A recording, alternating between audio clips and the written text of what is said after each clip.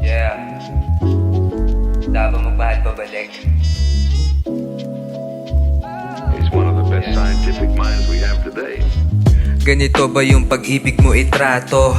Lagi lang nakadepende sa litrato. Handa ka ba na magmahal pabalik?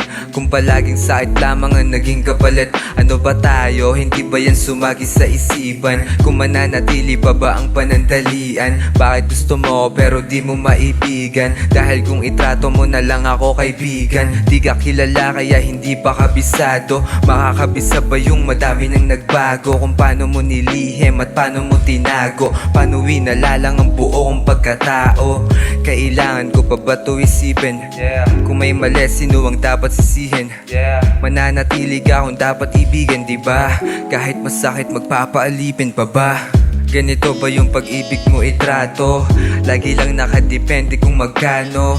Handa ba na magmahal pabalik? Kung mahalin mo siya ay merong malaking kapalit. Di alam kung paano ko sisimulan. Kung natapos na yung pinagmumulan, kung ano yung akin pinagkukuha, pagsisisi na lang yung pinamukha. Bulag na sa pag-ibig pero merong pandama. Hindi mo masusukat kung malalim talaga.